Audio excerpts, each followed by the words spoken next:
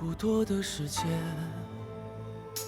却偏偏还有不少眷恋。问过自己千遍万遍，最不舍得是那一个瞬间。就在江湖之上，万里风光，谁不曾流浪？谁不是守着聚散的缘，隔天涯上月亮？就在江湖之上，少年轻狂，千杯不醉如愁肠，人间一趟如梦一场。就在江湖之上，万里风光，谁不曾流浪？谁不是守着聚散的缘，隔天涯上月亮？就在江湖之上，少年轻狂，千杯不醉如愁肠，人间一趟如梦一场，江湖相望。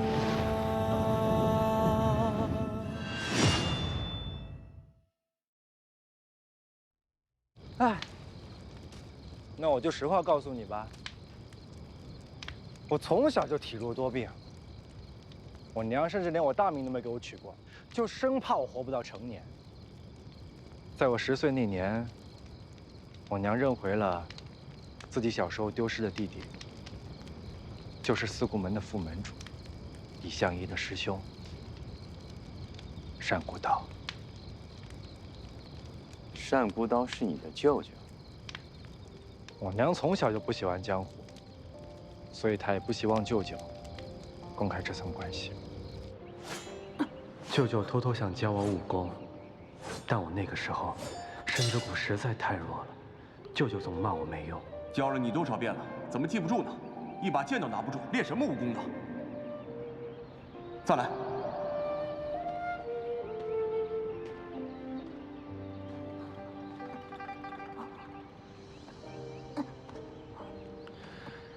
这把剑对你来说太沉了，不适合你。接着，这把木剑比较适合你。若你能用这木剑练好100招基础剑式，来找我，我定收你为徒。他临走的时候还对我说：“别再把自己的剑弄丢了。一个剑客一定要握紧自己手中那把剑，才能平天下所有不平之事。”那是我唯一一次见过李相夷，如今连他的样子都不记得。可就为了他这一句话，我努力治病，再苦的药我也吃了，再难泡的冷泉我也泡了。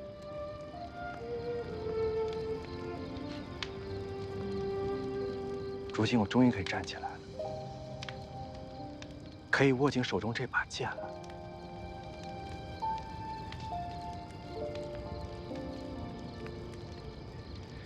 可他却已经不在了。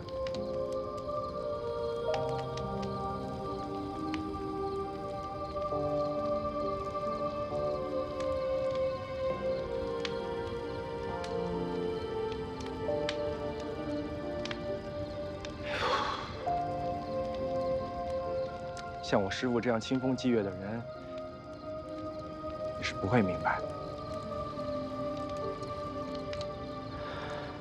原来是你，没想到这臭小子长这么大了。这武艺还可以，不算呢给你舅舅丢人。只是有些事，你也不用记得太清楚。来。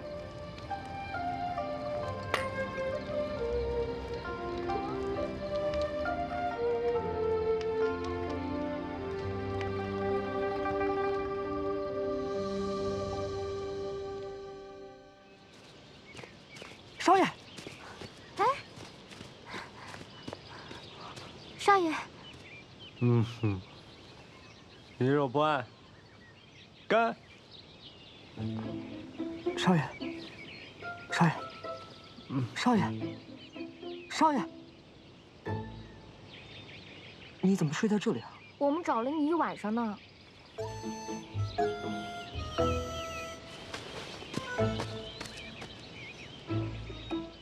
这楼呢？人呢？本少爷掏心窝子话都说了，结果人给我跑了。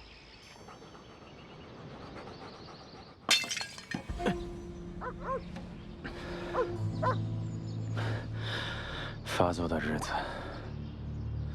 又提早了。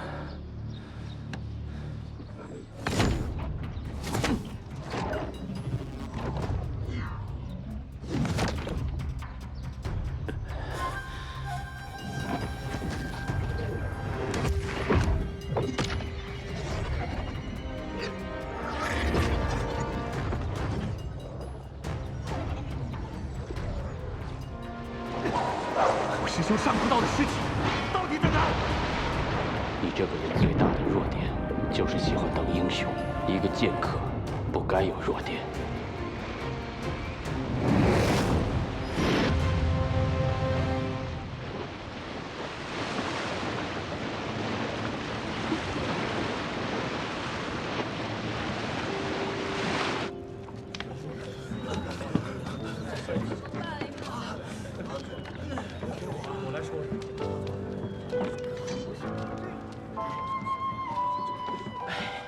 这乌泱泱一群人上山，又打下来，到今日才平静，这不是神仙打架，咱们百姓遭殃吗？呸！神仙打架？什么神仙呀？那些个江湖人，什么门什么盟啊，整天争来抢去，除了祸害人，还会什么呀？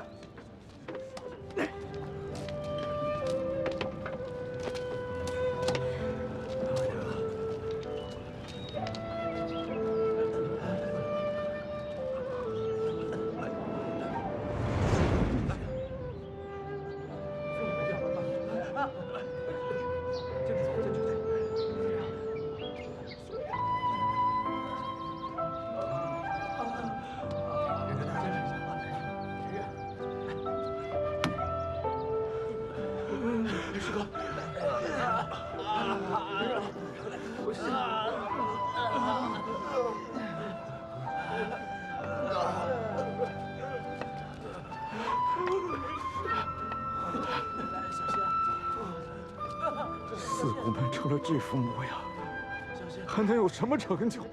不如各奔前程吧。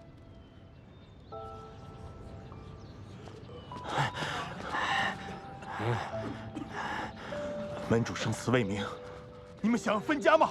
我问你们，四顾门死伤大半，因为谁？对呀，如果不是门主争强好胜，一意孤行，我们又怎么会中了金渊盟的奸计？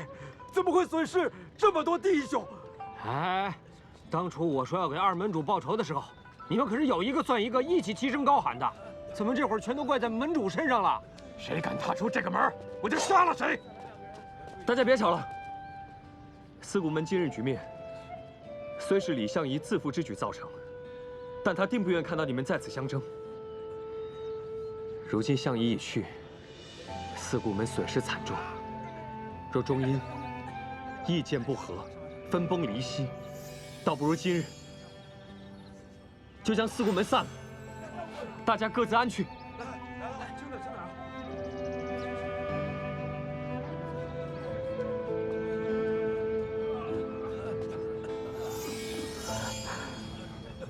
你要解散四顾门？两位门主没了，人心也散了，又何必勉强支撑呢？你不是也不喜欢这里吗？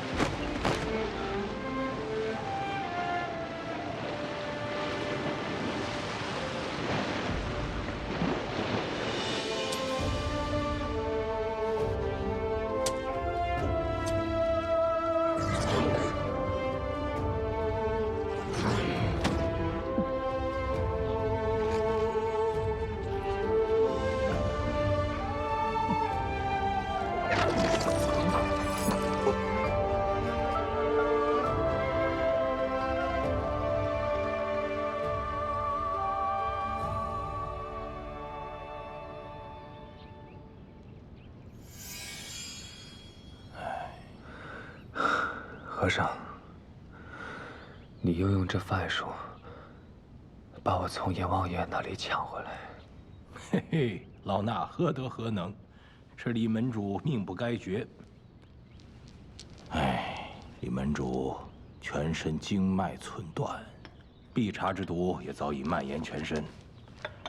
若非你自有绝世无二的内功心法扬州慢，护住心脉一丝生气，老衲也是回天无术啊。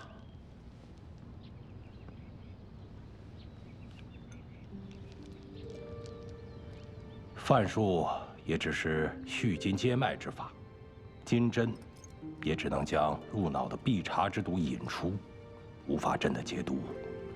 老衲挽回不了李门主这一身绝世功夫，只能勉强为你留下一成内力。这数道金针，也是让你受尽了折磨呀，让你容貌和身形日渐变化，故人相见也难识。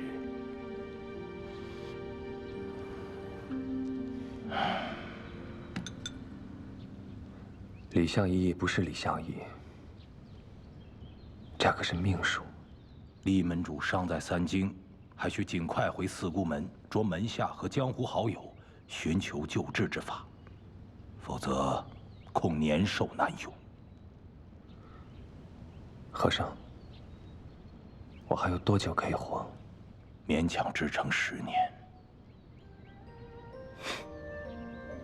10年？你帮我从阎王爷那里讨回来10年的命数，不亏。不过还请和尚违心帮我打个诳语，要是有人问起来，你不曾见过李相夷，世上再无李相夷，还有四姑门，我也不可能会回去了。走了。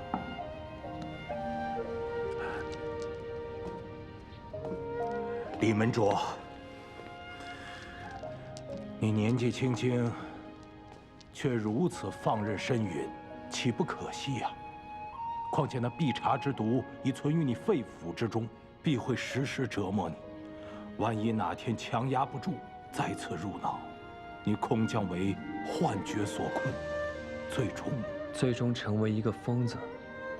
疯着死很好，无知无觉，也无甚可惜。老衲不知李门主心中想要避什么，如此决绝要去。一念心清净，莲花处处开。和尚，你这个禅语好得很。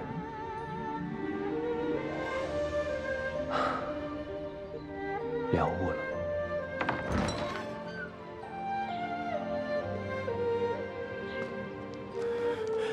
李门主，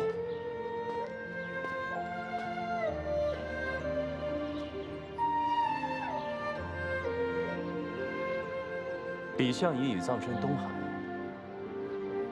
从此这世上只有李莲花了。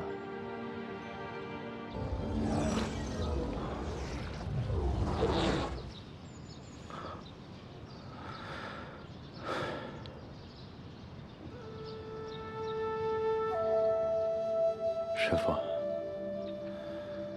你是不是故意把那小子送到我的跟前来提醒我？不过您放心，死之前我肯定会把师兄找到的，要不然我都没有脸去见您了。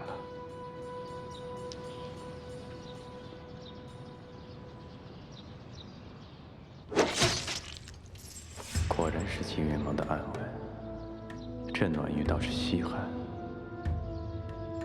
昆仑玉城。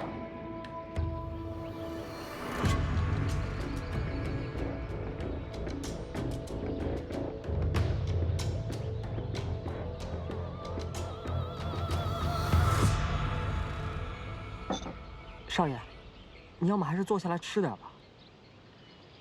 那米一看就是造的，本少爷还没落魄到要亏待自己的嘴。不亏嘴就得亏肚子。少爷，咱们身上可真是一颗子儿都没了，吃完这顿，保不齐还有没有下一顿了。旺福，你这身上就真的抖不出什么东西了？没有了。少爷，您不是要把这玉佩当了吧？不行不行，这可是堂主打您一出生就挂您身上的东西。去说书卖艺都不能动它，不然我娘不得撕了我。旺福，再把包裹翻出来看看。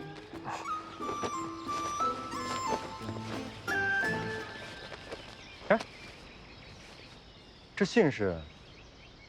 灵山派把朴二皇的东西都扔了出来，我就捡了几张他写了字的纸，想着烧给我娘，让我娘不要再惦记他了。下次我帮你写，来，我看看。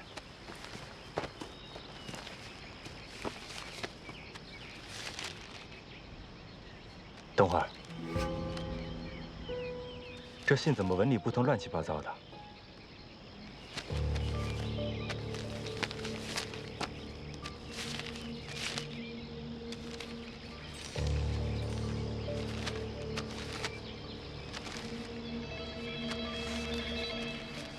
属下失利，暴露金渊盟在加州行迹，万死难辞，本当亲自北上坐下谢罪，但请魔君看在属下一片忠心赤诚上，网开一面。属下定为魔君，为金渊盟复兴大业赴汤蹈火，在所不惜。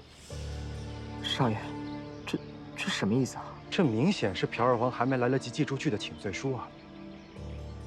这金渊盟里头能称得上魔君的，只有大魔头狄飞升身边的药魔了。这朴二皇是给药魔办事的。少爷，药魔长啥样啊？灵儿，把我们天机堂收集多年的金渊盟药源手册拿出来看看。哦。药魔，年岁不详，来历不明，善制毒用药，初以医活死人名动江湖，有心疾，机无内力，不善功夫，奸诈狡猾。这怎么听着在哪儿见过似的？哦，我知道了，少爷，你说这个药魔像不像那个假神医李莲花？他活死人肉白骨的名声不是凑巧，因为他就是药魔。那么去灵山道场也不是凑巧，朴二皇的死更不是凑巧，就是因为他暴露了金渊盟的踪迹，药魔是来灭口的。这巧合确实太多了。他如果真的是金渊盟的余孽，绝对不能让他从我眼皮子底下溜走。那咱们去哪儿找他？这北上只有一条必经山道，他拖着个房子肯定走不快。走，追他去。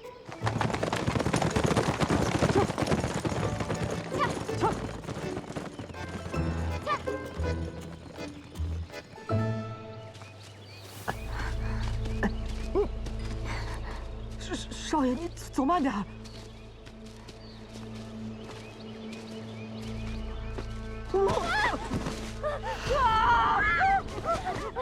怎么了？少爷，鬼！这不是鬼，是尸体。找李莲花要紧，赶紧走吧。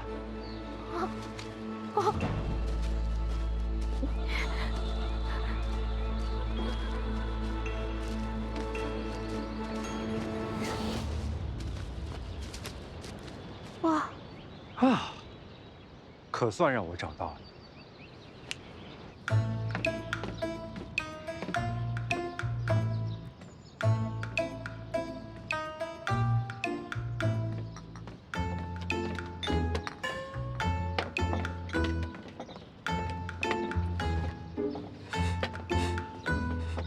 什么味儿啊？我也闻到了。谁知道什么味儿啊？他要真是药魔，这整天与死人为伍，做什么都不稀奇。少爷，你要么还是别说了吧。就是少爷，刚刚这一块我们都检查过了，没有发现什么特别的。你傻呀？最要紧的东西，往往藏在最不起眼的地方。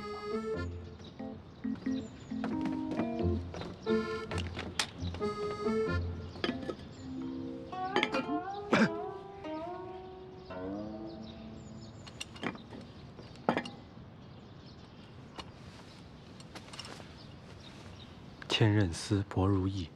这东西这么稀罕，怎么拿来电砂锅呀？这可是狄飞生传过的银珠甲，看来这个假神医果然跟金月盟脱不了干系。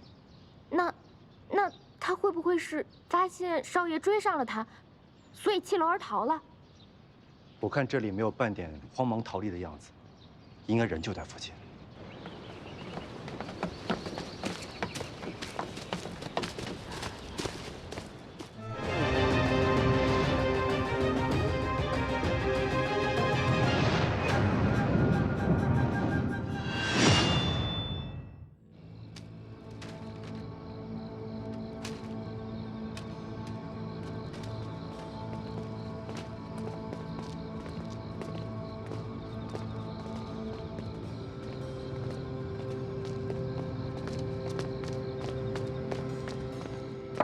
开门！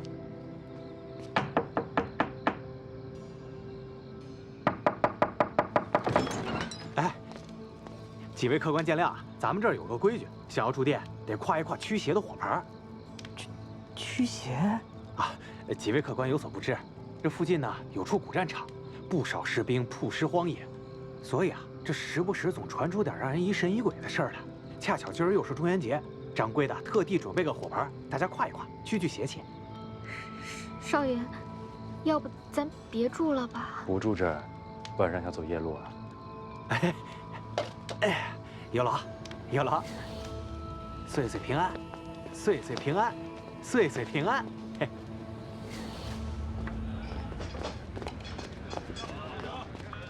还好店里人气足，那小孩神神叨叨的，吓死我了，我还以为是什么鬼店呢。 果然在这。你们两个去他房间看看，有没有其他证物。呀，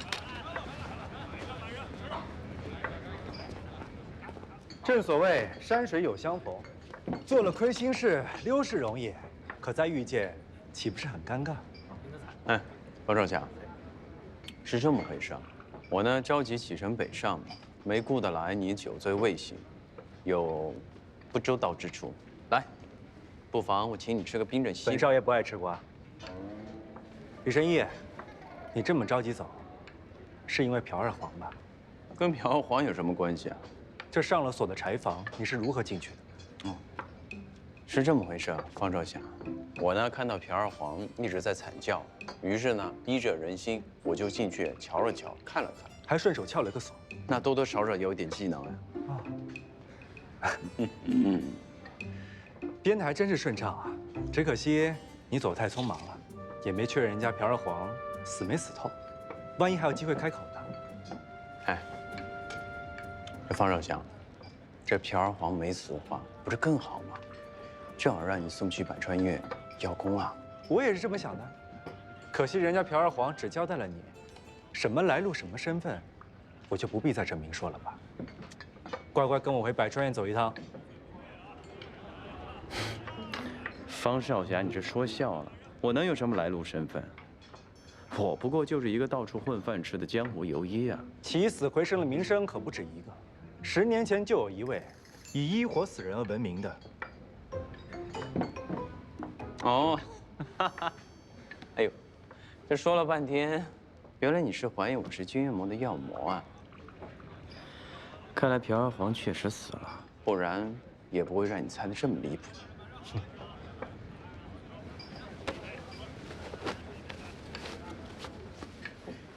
狄飞生的银珠甲，可是在你的莲花豆里发现的。还说你跟金渊盟没有关系？这东西这么大的来头，几年前我确实是在海边捡到的。这捡东西，不是罪过吧？真有这么巧？那谁说不是呢？方少侠，赶快吃点西瓜吧，这瓜再不吃就不冰了。说啥啊？每晚都下雨，满地死人骨。 这鬼地方真晦气，要不是这里是渡口最近的路，打死我也不来这儿啊！嘘，怪不得店家诸多讲究，这邪门是有来头的。啊，前2日发生的事你听说了吗？啥事儿啊？就在前2日，我有个朋友路过前面不远处的林子时，看到2个商贩，哎呦，竟然被不知哪儿来的骷髅给活掐了。真的？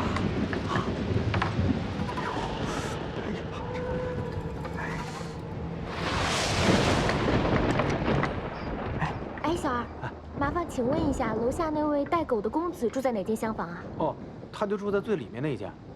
哦，莲儿，你帮我望风，我去搜一下那假神医的房间。好。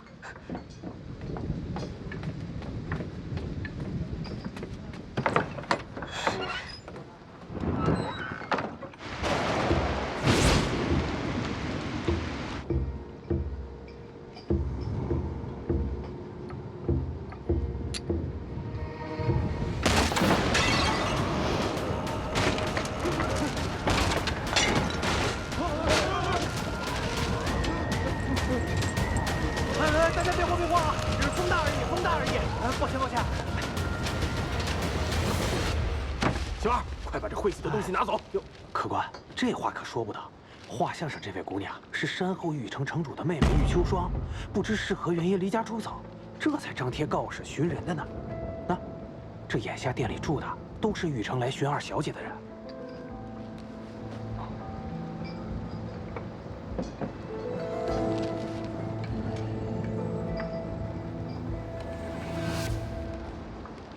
这瓜都快放坏了才给客人吃，也不送点小菜什么的。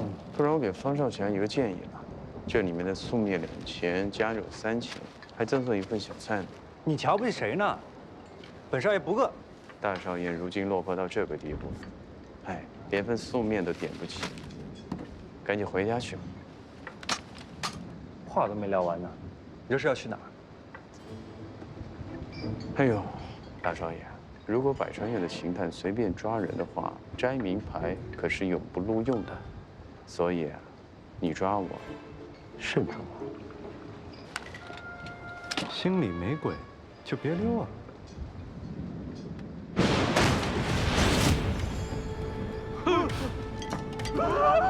鬼啊！你喊谁是鬼？这是画上的玉秋霜。看什么看？都不许看！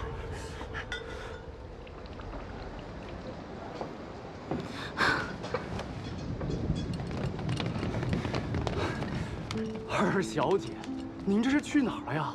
可让我们好找啊！你们漫山遍野贴着告示，可是想挨鞭子？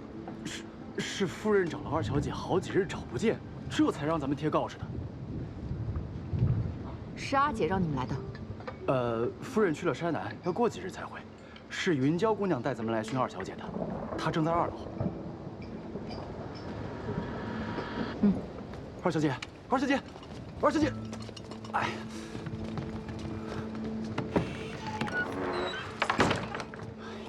二小姐，跟这么紧干嘛？我都上楼了，还能再跑了不成？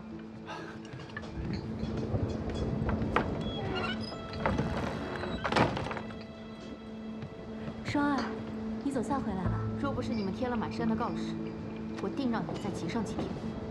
好在人是找到了，不然玉城的人发起脾气来，可不得了。这倒是个好办法。要是有什么嫌犯无故消失了，就贴一路的告示，逼他自动现身啊。王少侠，你家小厮呢进门后就不见了，没准你可以有这个方法去找找他。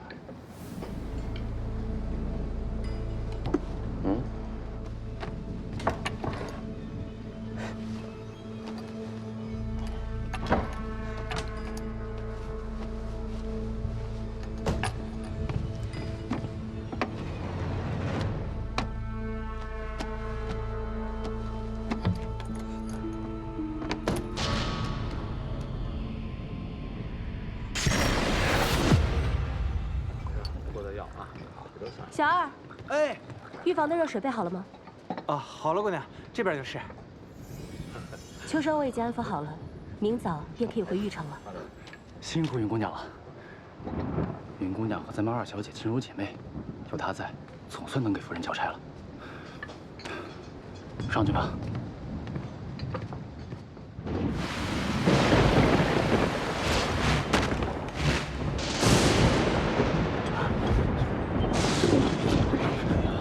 雨又来了。哎呀！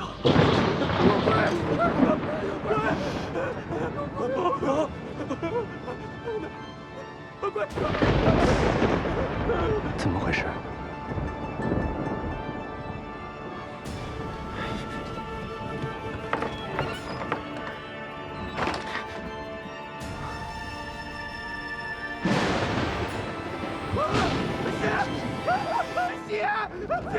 师姐！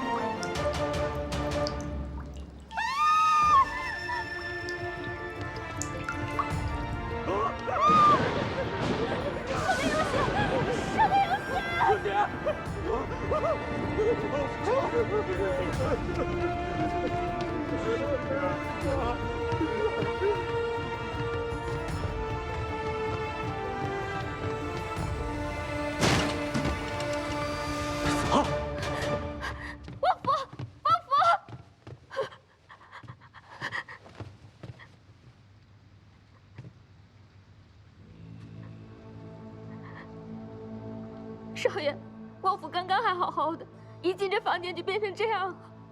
王府，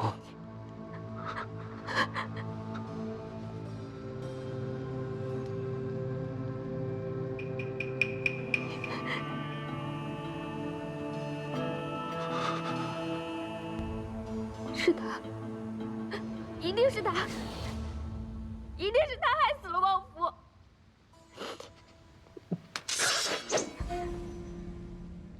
是不是你搞的鬼？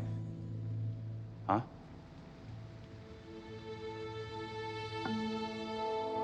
我能搞什么鬼啊？你知道王府来了你的房间，所以你用邪术杀了他。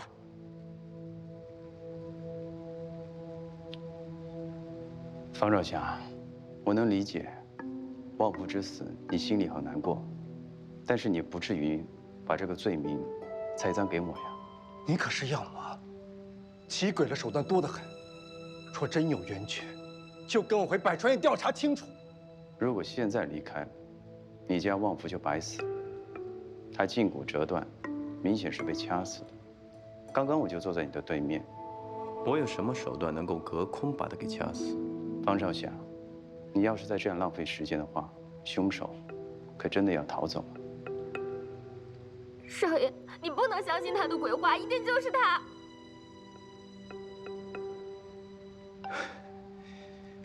灵儿放心，不管凶手是谁，都需要证据。若凶手真是你，我定会替旺福报仇。我现在给你个机会，凶手是谁？这个我真不知道。但一个小厮莫名被害，说明他只是一个影子。但只要我们顺着这条线继续找下去，那么就一定能够进入正题。二小姐，二小姐，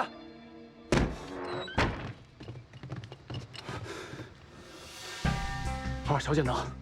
二小姐呢？我们刚刚都守在楼梯口，没见二小姐出门啊。秋霜呢？秋霜呢？刚刚死了一个人，二小姐现在也不见了，不会是被那个血脚鹰抓走了吧？走，是。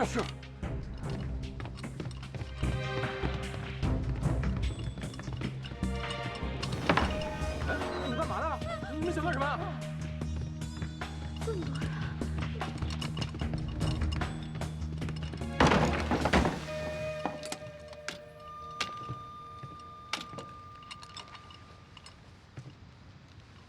在下鹤行镖局总镖头程云鹤，看诸位的打扮，应该是玉城的护卫吧？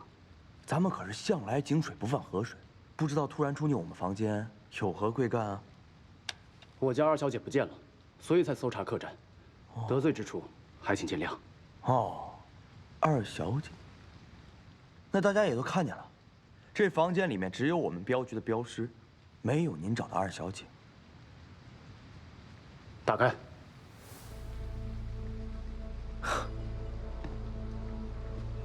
朋友，咱们都是江湖上讨口饭吃，这个镖不运送到地方不能打开，这是我们的规矩。况且你看，这上面还有雇主亲手封的蜡印，烙上的日期都没解封过。您说的二小姐也不可能越过这些蜡印，直接钻到镖箱里，对不对？我家二小姐失踪下落不明，你这镖箱大有嫌疑。若是不开，今天咱们断不能善了。我看谁敢！总镖头，这里是玉城的地界，如果咱们现在动手的话，估计都得交代在这儿。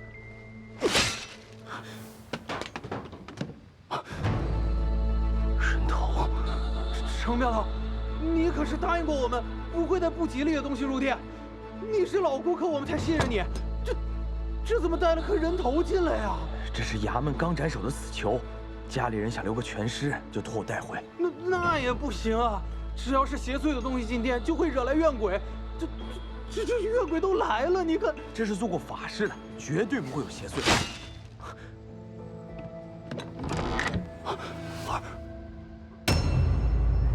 二小姐，让一下，让一下。二小姐，先生。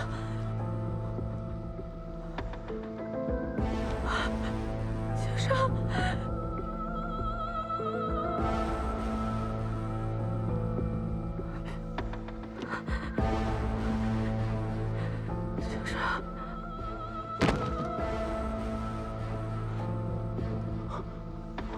这怎么回事啊？这怎么可能？咱们这还真有鬼了！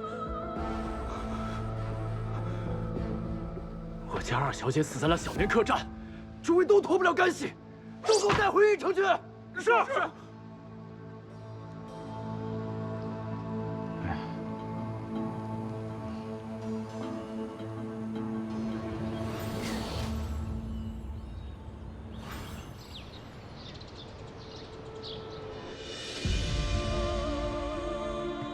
城主，这是二小姐。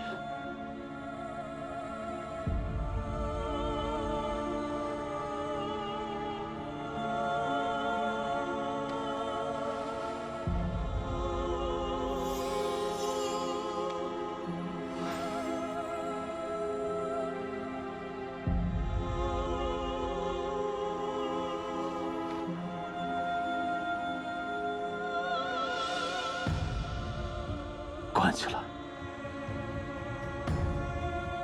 把小面客栈所有的人都关起来，等夫人回来发落。是。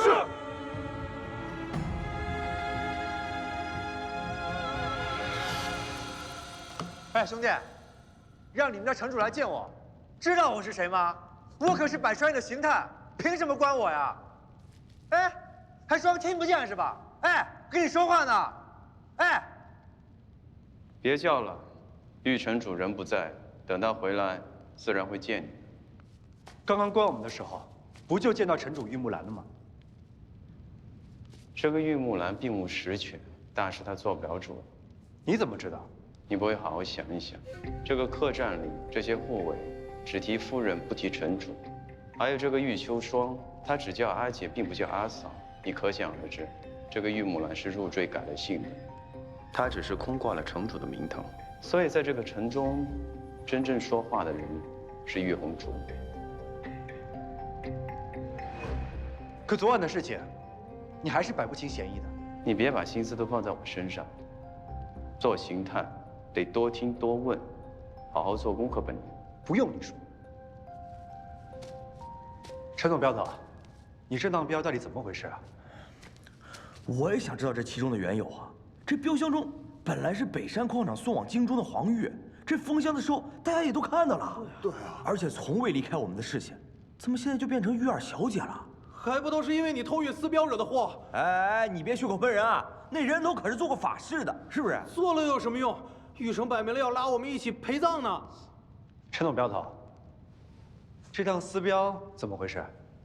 就是运镖的同一日，有个人找到我，让我私镖偷运这个人头，说是这个凶犯劫的官银被斩首，家里人想保个全尸，给了100两银钱呢。哎，我当时就财迷心窍，就答应他了。掌柜的，小明客栈最近可有异常啊？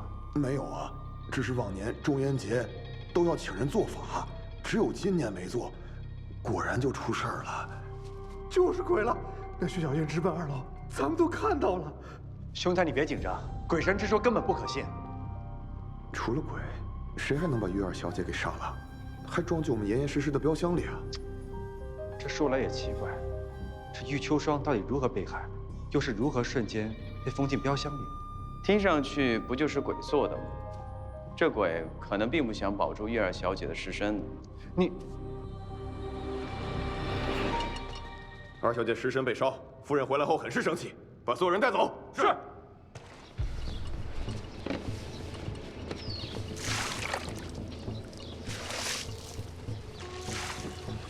血？哪来的血？这些血应该是玉成护卫。这些护卫到底怎么了？身为玉成护卫，护主不利，派他们看守尸身，还不知是谁弄翻了火烛，害我妹妹尸身受损。我让他们自尽，就算是慈悲了。你就是玉夫人，这事情都没弄清楚呢，你就轻易要了门中护卫的命啊！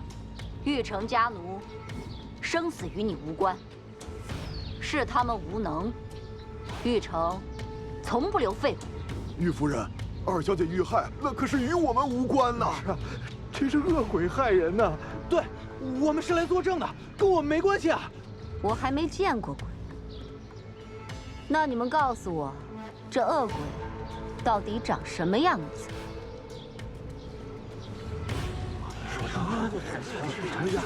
怎么，记不起来了，还是忘了？听说濒死的人总是能见到鬼的，我帮你们想起来。你是不是疯了？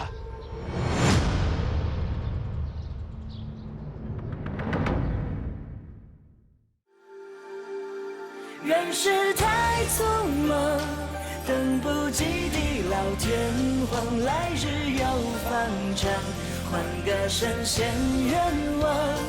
人世太匆忙，褴褛青山情意霓裳，谁不是孤身走一趟？